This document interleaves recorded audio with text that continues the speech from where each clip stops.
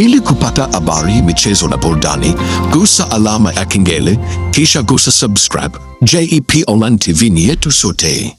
Ya hello, mambo vipi mfuatiliaji wa JETV, na siku ya leo ni wadunge tena ambaye yupo mbele ya kamera, na pia tuko na kijana atakwenda kujitambulisha mwenyewe kwa majina. Siwezi nikamtambulisha kwa maana pengine ndo mara yako ya kwanza kumuona kwenye JETV. Kwa mara yako ya kwanza kwa itabidi ajitambulishe mwenyewe kabla tujaanza mambo mengine. Ni aje kiongozi? Salama, tunashukuru Mungu. Sijui ya kwema? Ndio. Kwa wale wafuatiliaji wetu wapya wa JETV JLTV, ningetamani ujitambulishe ili wakufahamu zaidi. Mimi kwa majina naitwa Jonathan Muindo wa Abednego. Okay, jina nzuri. Okay, so kabla tujaanza ningetamani kwanza niweze kufahamu wewe ni mtu aina gani, unajishughulisha na kitu gani, kwa maana wafuatiliaji wetu waweze kufuatilia zaidi ama waweze kufahamu zaidi. Mimi kwanza kwa majina kama nilivyosema naitwa Jonathan. Mimi ni mwimbaji wa nyimbo za Injili. Mimi ni mtu wa kawaida tu. Kama hivyo. Wewe ni mtu wa kawaida. Lakini wengi waga wanasema kwamba sema ni watu wa kawaida, lakini ukiwafuatilia zaidi sana kwenye maisha yao ya kiundani unakuta ni watu wenye mambo mengi. Sasa hiyo inatokana na nini? Hizo ni shughuli binafsi, na kusema mtu wa kawaida inatokana na matendo. Sio mtu wa kujikweza sana wala wa kujinua, hapana. Mimi ni mtoto wa mcheshi, mimi ni rafiki wa watu wote kifupi. Okay. So mtu mwenye mambo mengi. Okay, tunataka tufahamu ukiwa kama maana unasema unajishughulisha na nini? Gospel music. Sawa. Hivi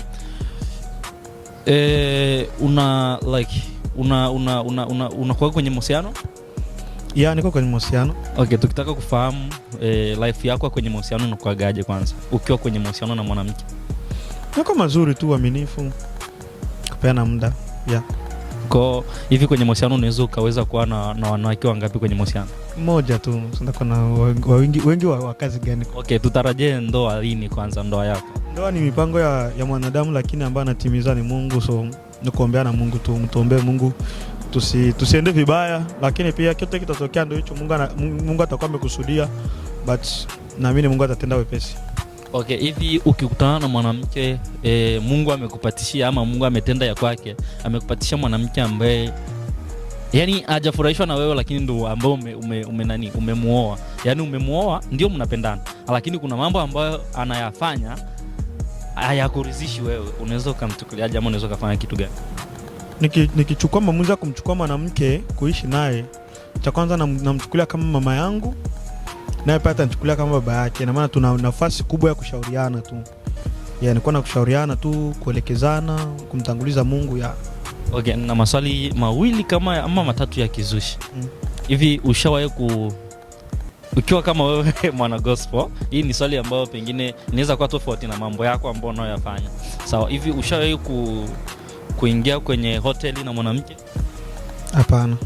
Kwenye gari mkiwa mnafanya mapenzi? Hapana. Jamani, si mmesikia hivi vijana hivi?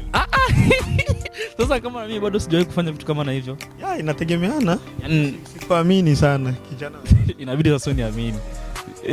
Palipo majaliwa nitakuamini, siku fulani nitakuamini, bado. Kwa misingi ipi ambayo unaweza kaniamini? Sababu wewe ni mtu ambaye nafahamu njia zako sana.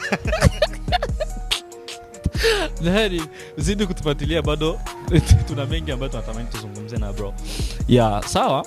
Okay, tungetamani kufahamu hivi kwenye gospel zako ulianza kuimba mwaka gani? Ulijijuaje kama wewe una kipaji cha uimbaji mpaka uanze kufanya gospel? Ulianzaje? Yani tunapenda tupate historia yako kabisa ya kuhusu gisi ulianzaga chini mpaka gisi hadi kwa sasa hivi gisi umeshakuwa juu na watu wameshaanza kusikiliza mitaani. Ulianzaje na ulijijuaje kama una kipaji? Tungetamani tufahamu. Kwanza nilianza kuwa na kipaji. Nilianza kuwa na kipaji cha uimbaji. Nilikuwa nasikia sana nyimbo za kina Fally naziimba, ile madrasheme, masosie. Nilikuwa naimba, lakini katika kuimba hizo nyimbo kukawa mtu ambaye alinishauria sana, shangazi yangu.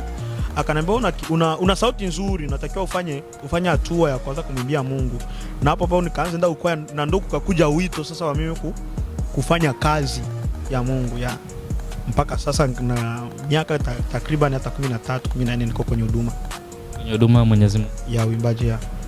Okay. Kwa ilikuwa mwaka gani? Tangu nianza kuimba kwaya 2010 ndio nianza kuimba kwaya. 2010? Yeah. Hadi sasa hivi nina miaka 13. 10 kama sio 10 na vichafu nafikiri. Yeah. 2010 tuko 2020 combien hivi? 26. Yeah, miaka 10 na vichafu kama sikosei. Miaka 16. Yeah, 16 naweza 15 16 hivi. Okay, sawa. Auntie bado kwa sasa hivi bado yupo?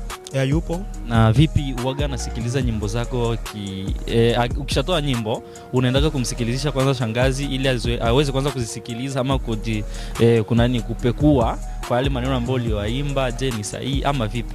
Yeah, zamani alikuwa anafanya hivyo kwa sababu siishi naye sasa. Kwa sasa naishi kwa mama mdogo na yeye yuko kwake. So zamani alikuwa anazisikia sana. Kwa sasa hivi asikilizaje tena? Kwa sana sikiza kwenye YouTube akiona natoa nyimbo ananiambia nyimbo ni nzuri. Mara kuna muda anaweza kuniambia nyimbo ni nzuri lakini haiko kwenye viwango fulani. Hivi kuna aina gani ya wapasta ambayo uliweza kuwakuta ambao wana tabia mbaya na ukasema wewe hapa sio pasta? Wapo hao watu ama? Hapana. Okay, hivi mbona sisi watu wa mitaani ama sisi ambao waga tujishughulishi sana na mambo ya gospel, waga tunasikia kwamba kuna mapasta fulani ambao wanajifanya ni mapasta lakini wanafanya mambo ambayo sometimes si mazuri. Hiyo ikoje kwanza? Tuweze kwanza kufahamu kuhusu hilo. Sina uhakika kwa sababu mimi sijazaliwa kwenye familia ya uchungaji. So siwezi nikasema lakini wewe unapokuwa yani hadi kwa sasa hivi unapokuwa naimba gospel yani hadi kwa sasa hivi umeshakuwa hata kondi ama nini, so tunaweza kufahamu maana unaweza kuwa na ukaribu na mapasta. Yeah, unaweza kufahamu hata baadhi ya zimoja skendo ama zimoja story. Unaweza kutuambia hata sisi ambao sometimes tunaambiwa mitaani lakini tunatamani tujue kwako wewe mtumishi. Kusema kweli sina cha kusema hapo kwa sababu sijawahi kushuhudia. Kwa hiyo unawavitia siri? Sio kuwavitia siri. Mimi sina cha kusema kwa sababu sijawahi kushuhudia hicho kitu ambacho unakizungumzia. Na mimi nasikiaga lakini sijawahi kushuhudia na macho yangu. Waga unasikia? Sikia tu lakini sio kwamba ndo nakijua wala niko na uhakika. Okay, endapo unaposikia maneno kama na hayo na wewe ni mtu ambaye unaitumika ama unaofanya huduma za Mwenyezi Mungu, unajisikiaje ama una maneno gani ambayo waga unayasema wewe kama wewe? Ya, unajua kwenye safari ya kwenda mbinguni changamoto zipo nyingi na majaribu ni mengi, so kikiwa tu mtu akikosea usiwahi kuanza kuposti. Unaanza kusema fulani mchungaji, unajua na wewe uko naelekea posti yako na utafanywa kitu. Je, utarizika watu wakikuaibisha kwa posti? Kwa hiyo tu ndio anasema sina comments kwa sababu tuko maisha yanaendelea na siwezi nikasema kiongozi wote wa dini vibaya. Hapa ni vibaya sana, tukufunzwa hivi. Okay, sawa. Napenda kwanza nikuulize swali lingine kwa sababu wewe ni Mkristo na kuna kanisa nyingine ambayo ni kanisa ya wa Maelo, kama unaifahamu hiyo kanisa ya wale kama ya unafahamu? Naonaga. Yeah. Lakini nyimbo zao unakuwa unazisikia?